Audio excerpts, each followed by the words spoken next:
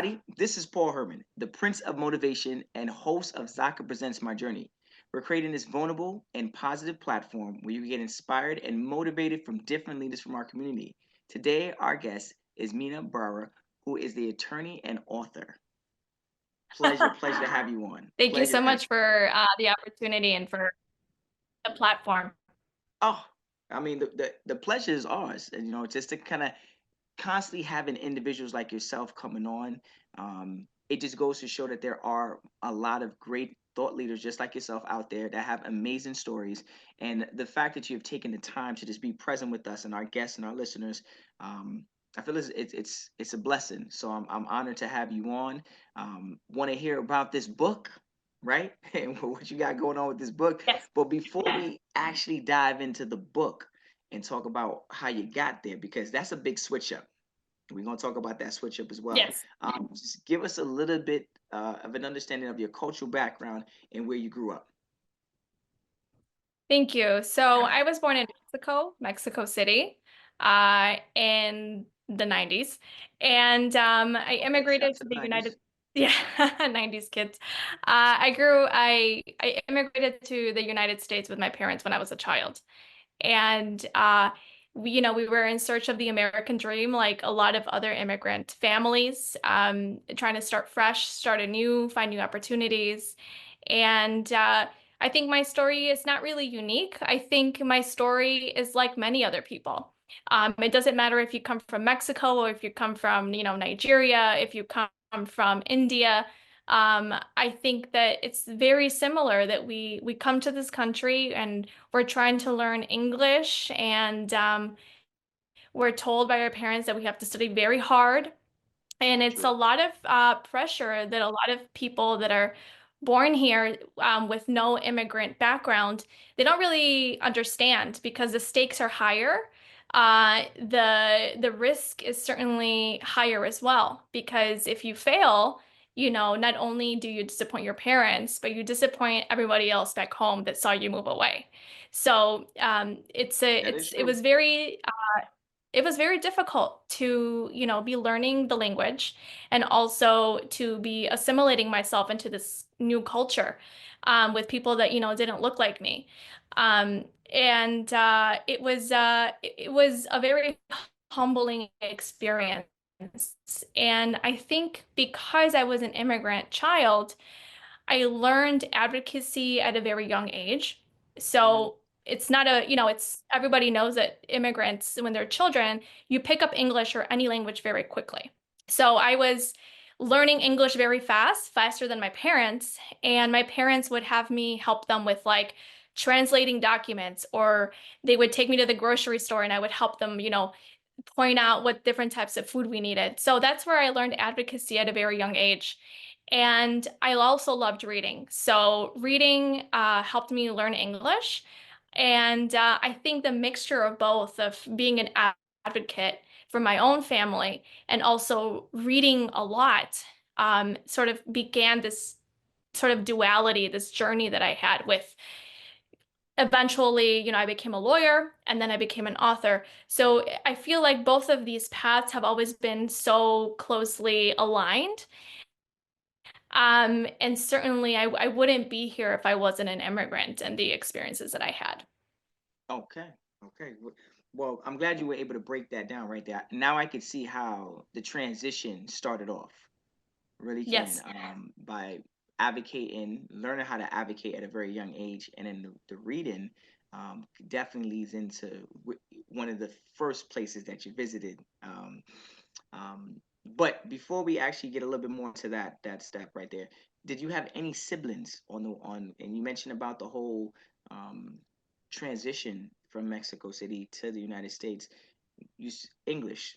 You mentioned about speaking English, learning how to speak English. Obviously, you were learning at a faster pace than your parents, but I could only imagine just with that amount of pressure going to school, where obviously majority of the people are definitely not speaking English. How'd you um, navigate through that? So I do have a my sibling was a baby when she came here. And I remember learning English in ESL classes. So I was in ESL classes with I think maybe five other students that were like freshly immigrated to the United States. And we learned everything in that class. We learned what Thanksgiving was. We learned a lot of different holidays that we celebrate in the United States. That was really kind of like my coming to America refresher course that I had with my teacher, Mrs. Schwartz. Okay, I'll never shout out to forget her another name. Her teacher. name was Mrs. Schwartz. Yeah. Yeah, and Okay. she was lovely. She taught me how she taught me the warmth that all immigrants should feel when they arrive to a new country. She was so respectful and kind, and I think because of my experience with her, I learned English much quicker because I wasn't bullied or intimidated for my English. She really made it into a very warm environment where I was able to thrive. And was Miss Schwartz an immigrant as well? No, I believe she was just American. Okay. Okay. Yeah. It's seeing it's always good to hear stories like that because I know sometimes in previous journeys of people that I've connected with on the Zaka platform, the podcast, they had mentioned about like trying to find someone that could help them that looked like them and spoke like them. Yeah. So Mrs. Schwartz, she was American. So she definitely showed me, what it's like to be very open and welcoming towards immigrants. And she was one of the people that really showed me what it's like to be part of a society where everyone is welcome. Mm, mm. It's good to know that there are individuals like that out there in this world. You know, a lot of the individuals that have come on this platform had expressed that they were looking for someone that looked like them, that spoke the same language, right? It's hard to kind of like think that outside of the box that the person that might help them has nothing to do with where you come from, right? So to Yeah. have someone like a We Mr. moved, Schwartz help, and that's amazing. yeah. Yeah, we moved to a neighborhood that was all Caucasian, like nobody spoke English. So it English. was hard because nobody looked like us and nobody, had our same traditions or anything. Like I didn't even have a quinceañera, which is like Oh the when you wow. turn 15 in the Yeah, yeah, Hispanic yeah. culture. I didn't have one. I didn't have one because none of the people around me were You understand. Hispanic. So Yeah, it yeah, was yeah, yeah. a yeah, it was a very sort of crash course, you know, of Wow. assimilation. Yeah, now growing up in the Bronx, I'm from the Bronx, right? My parents are Caribbean background, and I remember being in the Bronx having to be a part of 10 different quinceañeras, and I used to be like, wow, this I was a part of the court. If you I had to learn to dance and everything. It was a lot Yep. going on. Oh, it's Shout out to it. it's a lot. Uh, And it's very expensive. yes. So What so when you're talking about that, when we're talking about your culture, like obviously you can see that. What does the Mexican heritage mean to you? oh, family unity and tradition. Family is so important to us, and it's even like for the Caribbean, your own background, it's like we're just warm, like it's like we have just this like warmth in our blood that we just always come together with family.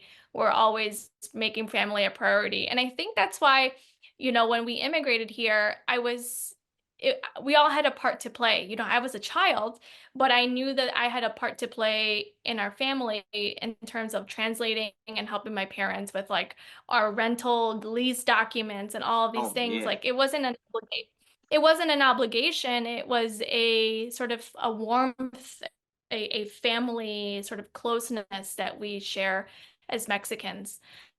And certainly, my mom did what she could to make sure that we observed, Mexican holidays and to make sure that we spoke Spanish at home so that we wouldn't forget it. So I'm really happy that my mom kept our traditions alive and the language at home alive because it felt like even though we were in a different country, it certainly felt like we were staying true to our roots. We were staying true to our culture. We were able to celebrate holidays we were able to celebrate different, days of observance in Mexico. And Good. even things like, the Day of the Dead, which Yeah. I Yeah. celebrated in my home, with my Irish husband. And I'm able to pass these traditions down to my child and to make sure that she is proud of being part Mexican and continues to learn about our culture. So I think for any immigrant parent, to make sure that your kids continue to be exposed to their mother culture is so important. And I'm so glad that my mom did that for us. That's amazing. Because, you know, at times, it is America, right? A lot of people feel like they have to get acclimated in by giving up certain things. And such as their culture is probably one of the first ones. Their language that they learned first, is like, we got to throw that out. Or we got to put it to the side. And then at that point, they just don't appreciate it. So it's always good to hear how um, a lot of the thought leaders that have come on, how their grandparents and their parents are like, no, you are still going to eat this type of food. You're still going to speak this language to your grandparents when you come home. You're still going to have to abide by the same traditions in regards to our culture and our heritage. So knowing that you're in an affluent white area where you're like, you know what, I don't even know where I could do this kind of stuff, but to still do it within the house is still good, right? It might have not been in the open at Yeah. various establishments, but you're like, you know what, we're gonna celebrate it in our own way in our house. So I get it when you said the whole thing about family. It definitely reads that way. When you came to United States, like what do you feel like? I know obviously your mom and obviously your sibling was pretty young, but what was something that was going through your head that made you say like this is the biggest challenge I'm gonna have to go through?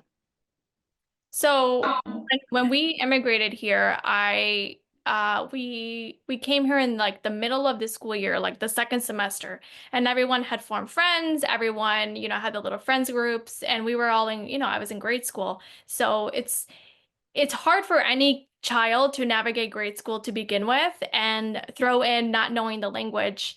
Um, it was hard, and people were nice to me.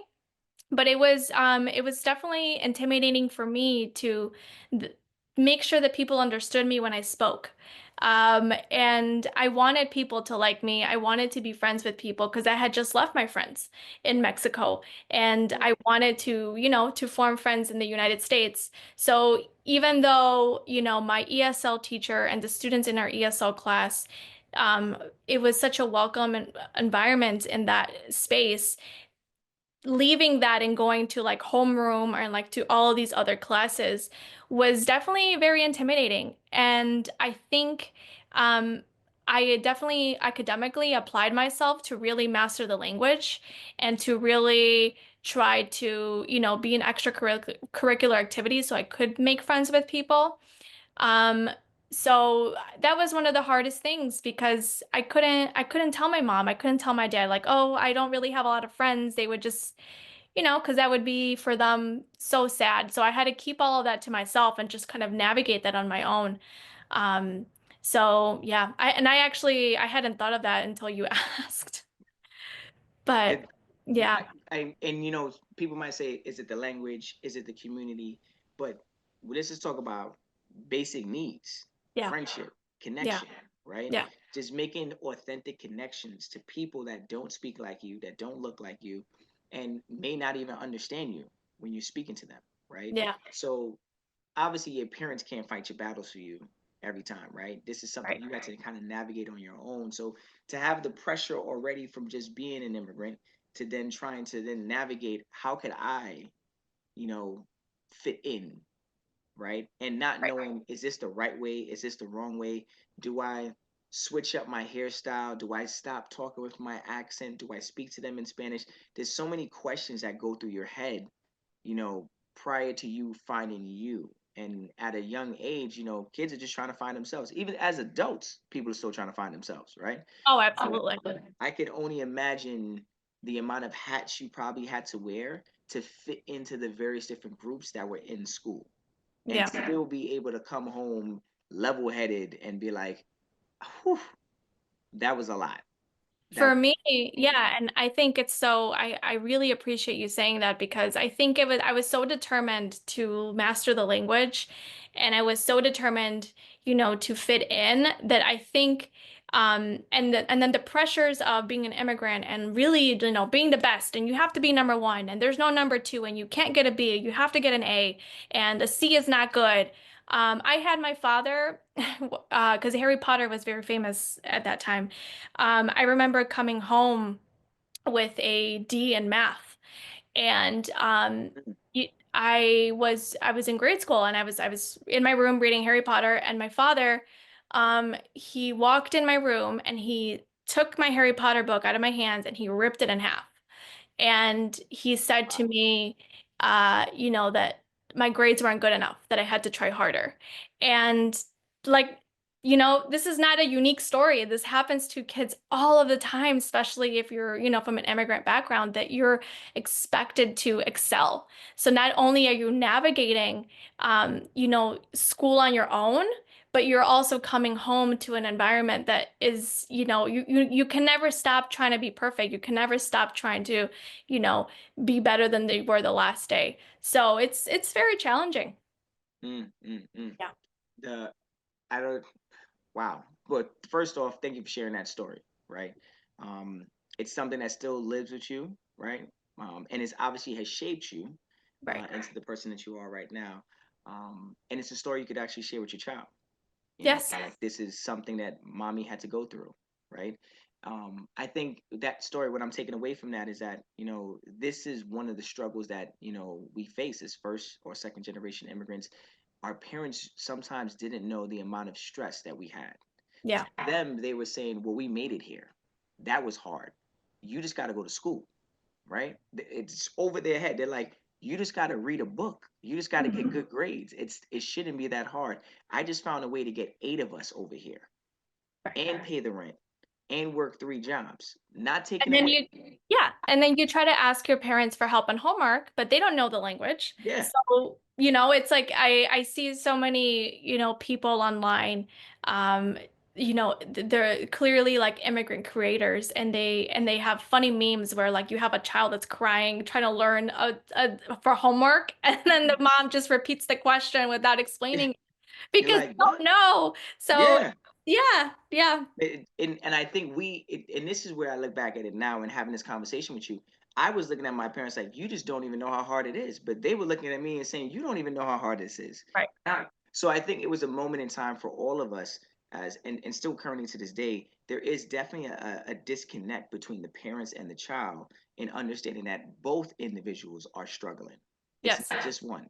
And when they start to realize that they both need to lean into each other to help each other out during those hardships, that's when you start to see that success. But that sometimes doesn't happen until the kid, becomes a lot better in school and knows how to navigate on their own. But it doesn't mean that they didn't go through the struggle, get the bullying, pointing the fingers, the Yeah. laughing at, in order to get there. And the same thing with the parents saying, well, I got a promotion now. So it's like they're both they're both running parallel, but not working together at times. So I can only imagine, and you being the older sister at the end of Yeah. the day, right? You got a lot Yeah. on your shoulder too. That you got to set the example. Oh, and it's for everybody else that came to this country after us, or people that were born here, like like first generation cousins and whatever that were born in the United States. It's like always, I was the oldest one, so it's always, well, you have to do what she's doing, and look at how well she's doing in class, and she's an honor roll, and she's, she's doing this and she's doing that, and I was put on this pedestal, which is not unfair to any child, especially then an immigrant child, because everything we've just talked about, it's just, yeah. So you're put on this pedestal that you can never fall, you can never fail. Um, and I think that's why all immigrant children or first generation immigrant children, we're so strong. We're so incredibly strong, and we have so much to offer to this country, because we've been through it, and excellence is expected at all times. Mhm. You don't even know what's happening, but the amount of growth that's happening at that short period of time. And we Yeah. can look back at it now as adults and say, Yes. yes, it was very hard, but it definitely, like you said, it got us to where we are today. Yes. one of the next questions I want to kind of bring up to you, like, did you ever feel like you had to prove yourself at any point in time during this journey? Oh, absolutely. Absolutely. I think I feel like I have to prove myself to myself every day, you know? And I think that's just kind of like going back to childhood, that mentality, that we I'm human, I can make mistakes, but they don't feel good. Yeah, And I know that I can do better. And it's definitely a careful balance of knowing that I can say I did my best, but also could I have done more than my best? Could I have done like a little bit more? yeah, So it's yeah. yeah. Okay, okay. Now, you did mention to me a little bit earlier about how reading and advocating was like something that you loved doing at a young age. Could you express or kind of just navigate for us a little bit more about what inspired you to pursue a career in law, and like how did that even start? And you obviously become a partner in the firm. That's like on its highest level. So how did Yeah. we get there? So, I would say my number one love was always writing and reading. My parents didn't think that I would ever make money as a writer. And I remember I would enter writing contests when I was in grade school, and I eventually won my school's like writing award, and I got a little trophy. And I remember coming home, and I told my parents, I'm like, look, like yeah, I was like 14. I was like, look, I got this award and whatever. And my parents kind of like were like, okay, yeah, like Good job. that's not a real career. Go back, like, go study. So, my parents were very much like, that's not something that you could ever pursue. You need to either be a doctor or you need to be a lawyer. Those are your only two options. I remember I wanted to maybe be a psychologist at one point, and then my father was like, well, you're not going to make any money as a psychologist. You should really go into law. So, Now, um, we and should he this. had, Where are you yeah, getting this information from? That's what we want to ask our parents. right. So he actually, when he immigrated here, he was like halfway through his law school in Mexico. Okay, all right. This is So, some yeah, facts then. All right. yeah. I'm about to So, say. right, right. He was trying to like live out his dream. So I was like, okay, well, I love helping people. Advocacy is something that I've done from a very young age. So that was kind of the plan. And I remember being, learning about the LSAT and all of these exams when I was in high school, trying to get the best grades and Mhm. everything to get scholarships for, university and then for law school, which I did. I had excellent scholarships because I studied very, very hard. Um, and yeah, when I was, a law student, I think because I was so used to um, being very, at that point, putting myself out there with communication and just trying to be as friendly as possible and build connections. I actually became really good at networking when I was in university and then law school, that I was able to, from the age of 19, I started interning in law firms. So when, you have a lot of college students that they don't know what to do with the summer, they work like jobs here and jobs there. I was like, no, I'm on a path to become a lawyer. I'm going to start now as a freshman in university to get that legal experience. So my first summer at university, I interned at a law firm. And from there on, every single summer I worked at a law firm. And then eventually my networking led me to, working at the appellate court level and all of these incredible opportunities. Um, Mhm, mhm, and it's been such an incredible journey to be able to be a lawyer. It's truly a blessing to be able to help people and to go to work every day knowing that I've made a difference in someone's life. I know it mhm. sounds very corny, but No, no, no, no, no, no. it fills my cup and it Yeah. makes me very happy. Keyword happy. Yeah, Keyword. So if you like picking up trash on the street, if you like knitting, sewing, if you like writing books, whatever makes you happy. This world is a very crazy place at right. times. It's like you had mentioned to me previously, it's not as friendly as we would like it to be, right? So to find individuals that are very happy at what they do, the likelihood of them being friendly is probably at a very high number versus the Right. individuals unhappy. they're probably not as friendly as a person is who is happy. So I commend you for finding something and moving in that direction. And shout out to your father. That's the number one salesman right there. Yeah. Yeah, seriously. He was selling a profession before you even knew it. Oh yeah. I mean, and it didn't come without its hardships. Like I got shingles in university. Oh, um, which is something that, people that are over 60 get. yeah. But if you're younger than 60, you get shingles when you're stressed. I got shingles while I was a junior in college. And from the amount of stress that I was in, to try to, be a lawyer.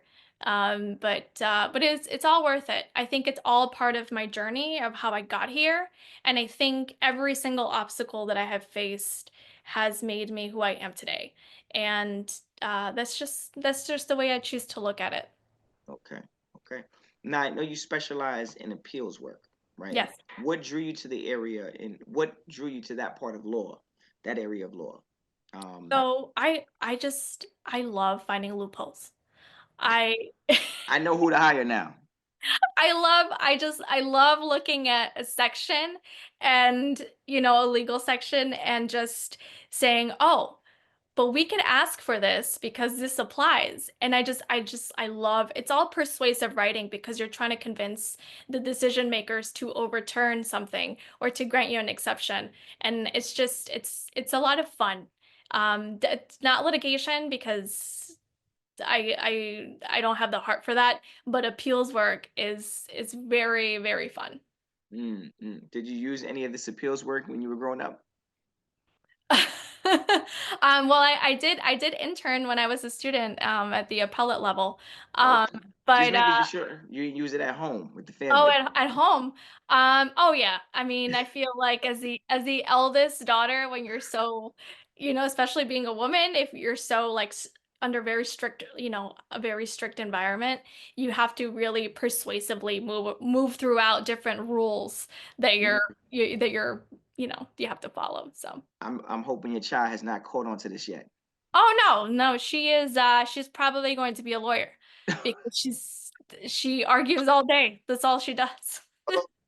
Oh wow. Well, we gotta make sure she doesn't hear this episode, okay? Because Right. she'll be like, "Oh, I know exactly what I need to do now." Oh wow, wow, wow. You dedicate time to mentoring young Yes. female attorneys, right? Yes. Yes. And you also do it for pro bono, which is amazing. Talk to us a little bit more about that. Like, how is that a part of the schedule? How do you fit this in?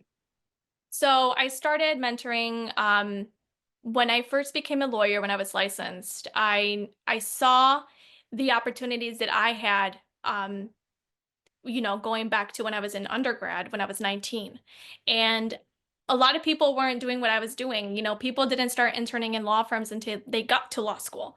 Yeah. And I was like, I would do odd things like get coffee for people or, like print things out and prepare, trial documents and all of that. But I was in that environment and it was excellent. And what I noticed was that my colleagues who were much older than me because they were law students, they were typically all men. And I didn't really see a lot of other female law clerks or clerks with me. And I knew that it was because of the lack of, connections and the lack of networking and all of that. So when I became licensed, I went back to my undergraduate school and I started a program for undergraduate women that wanted to pursue a career in law later on to get them a foot in the door as they were undergraduate students like I did. So that's where the program started. And I've mentored some of those women, and they're now lawyers. So it's been like years long of mentorship to see these women, achieve these incredible opportunities with judges and all of these incredible people that I've made friendships along the way that are like, sure, I'll help you, I'll hire her, I'll give her a summer job. So that's sort of where it started with the mentorship, and it makes me very happy. It makes me very happy to see women's especially succeed in law because I feel like there's so little of us that if we don't help each other, it's just becomes very sad. Mm, mm, mm. You're not gatekeeping. You're basically No. saying, look, If No, you have to live and you let live. yeah, That's it. it's important that once you reach a certain level in your life, if you realize that there's not a lot of you in the Yeah. room, be the difference. It Find a doesn't way to take away get and yeah, and it yeah. doesn't take anything away from me. It's like it's seeing other people succeed. Like that makes me happy. Like the way I describe it is like when people that are runners, they love running and they do marathons and then they describe having like a runner's high, that like euphoric feeling when you're running, which I personally have never experienced before because I hate running. But that feeling of just being happy, that's how I feel when I help people. It just gives me this like awesome feeling inside, like I'm making a difference in someone's life. And it just, it's just, and I just keep doing it because it just, yeah, I feel great. Yeah, it's priceless. Yeah. It truly is. And like you said, that the individuals that you've been mentoring over the past couple of years are now, some of them are lawyers now, Yeah. right? To know the amount of work you put in, right, and not have a mentor in front of you, to then having someone that you mentor become a lawyer, you're like, wow, like I actually got some good advice. It actually worked. Yeah. You're like, wait, hold up, I feel kind of good. Let me brush my shoulders off. That is amazing. So, talk to me a little bit more now. I want to kind of transition from your mentorship and helping out individuals, this whole law thing. Let's really talk about this book. How are we transitioning from law to being an author of a book? And how did this come about? Did you just wake up one day and say, "Look, let me just write a book"? Like, what happened? Did your father convince you to? No, no, Okay, no. I was making sure he wasn't selling on that one No, too. no. So, going back to my childhood, I always loved writing, right? And I would enter these little contests. And it wasn't really until I actually was 5 months postpartum that I really decided when I was in therapy for, after giving birth, to go through all of these feelings that I was feeling at the same time because I had gone Yeah, through an infertility journey. So I was sad, but I was also happy because I was a mom. So my therapist said, why don't you write down your feelings? Why don't we try to like analyze them? Because I had told her that I liked writing in the past. So she's like, why don't you write them down? Why don't you just start like meditating a little bit with all of that you're feeling? And through my writing at that time, a story started to form. And I had a dream of one of the characters in my book. And a lot of authors will say this, that they dreamt their characters and that their characters just kind of popped in one day. And that's sort of what happened to me with one of my characters. And the story just started forming, and it got to the point where I was like, okay, I think I have something, and I have this crazy idea that maybe I'm going to publish it. okay. So, I went on like a year-long journey of trying to find an editor and trying to find like a cover artist and all of these things, and everything just sort of came together. And I think when things come together so easily and so seamlessly, they're meant to be. I'm not one of those people that forces situations to happen. I'm just like, if it's meant to be, it's meant to be. Yeah, If it's I nice. work, if I put the effort in and it comes You'll be by rewarded. easily, then we're gonna go for it. So, that's sort of how it came about, and I published it, and it's been such an incredible journey to see this book like live and be out there and be so All well. around the and Yeah, where could people find the book? Give them the title of the book, where they could find it, how they could purchase it, how they could yeah. support it. So the book is called A God of Moonlight and Stardust. And you can find it on Kindle Unlimited, Amazon, Barnes& and Noble. If you're across the pond, you can find it at Waterstones, at Foyles. It's sold in Italy. It's sold all over. So, yeah. Is it sold in Mexico City now? Yes, Let's go. it is. It is. And actually, a bookstore in Mexico City carries my book. And it's been it's been so like crazy to see um Wow. people in Wow. Mexico buying my book. It's like, Wow. yeah. Wow. Wow. That you I, girl, that that right there just warmed my heart, right? I was like, you know what? Let me ask the real question. Let me dive a Yeah. little deeper. You Oh, it's surreal. It's know, surreal. The bookstore owner, her name is Adriana, and she's just been so amazing. She believes in my story so much. She's like, I'm going to carry a book in my bookstore. I'm like, okay. So, yeah. Wow, wow. Because it's good to be on Amazon. I'm Yeah, not taking away yeah, from that. But yeah. let's go back to the roots. Yes. Let's go back where you started to read, write, Hmm. become an advocate. Like, let's go back there and let's see if we could get that book there. And if not, bring it to a school, Right. and give a couple of donations to a school out there Yep. that they could have and read, during Mhm. their library hours or something. But I think that it's amazing when you could leave from your country and find a way to still be connected Mhm. many years later, Yeah. and in a very positive way. Not just because you want to go back for vacation. Right. You're like, no, my book is being sold over there. Yeah. That's you could do a book signing in Mexico Oh, yeah. City. Yeah. Yeah. Wait, so are you telling me you did it already? No, I'm Oh, planning on it. I'm oh, planning on I'm okay. planning on it. So, yeah. So go vacation and still work. Look at that. That Yeah.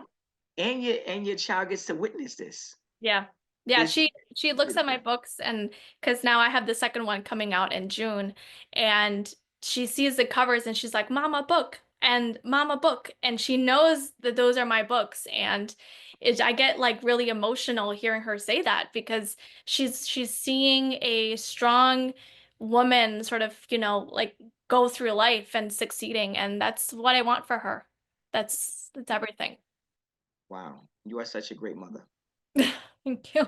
You're great. And you're a great leader. So transitioning to being a mom. So this is a question that since we're on the topic now, how are you juggling all of this and still being able to contribute to the success of your child? So it's truly a village. That's what people say. And I think as immigrants, taking it back to the idea that family is so important to us, my family helps me raise my child.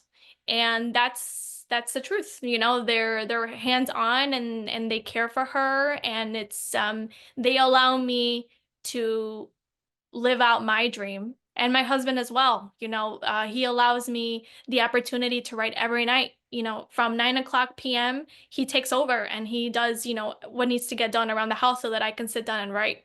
So, and he takes care of, everything with her, in the evening time. So it's very much a family sort of enterprise that we're all sort of like little ants, trying to do our part so that I can live out this dream. And it's so cool to see. Mm, and wow.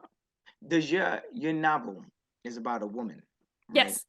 And I want to kind of talk about that because we're talking about your daughter, we're talking about you, we're talking about family, but your novel is about a woman embracing her power and Yeah. truth in a very challenging world. Do you see a lot of parallels within the story, within your life, and the main character?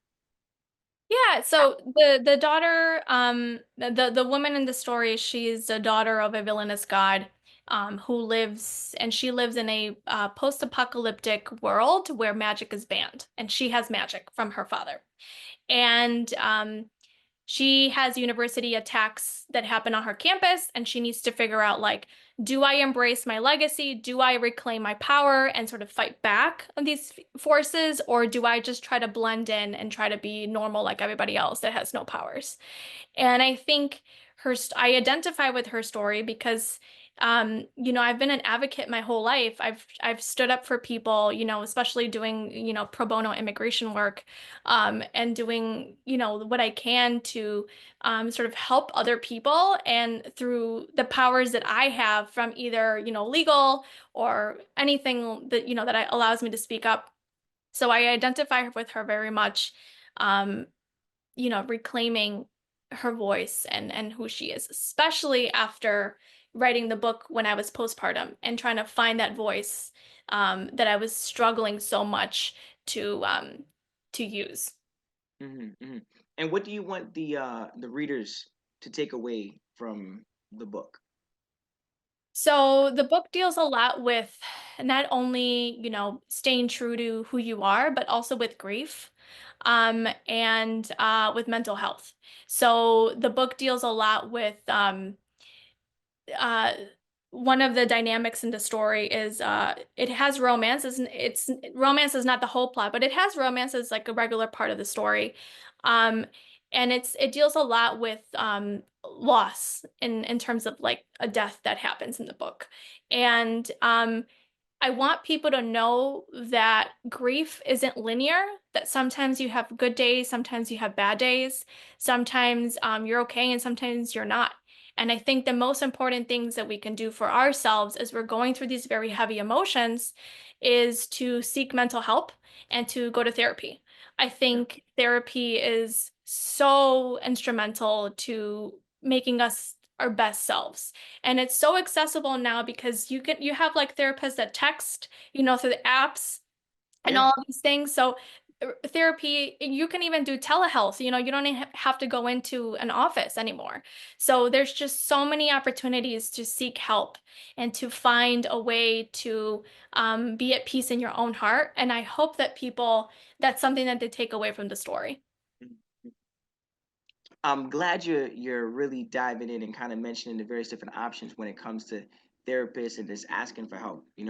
That is probably sometimes the hardest thing. A lot of the thought leaders that have come on with the platform had spoken about, like spoken out about as well, about coming here to America and having a hard time finding that or finding it was acceptable to do those things. Right. And you openly just said, hey, look, I go to my therapist, this, that, they told me this and this, and you said that this is you even gave options on where you could find those things. Uh, our immigrant parents and grandparents probably just didn't one did have they didn't have access to it, right? Sad to say, right? It wasn't thought of, so it was always like just keep your head down and keep working hard. When in actuality, going to someone who specializes in helping you navigate a little bit more, even social workers, whatever it was, you know, it's a tool, it's a resource, right?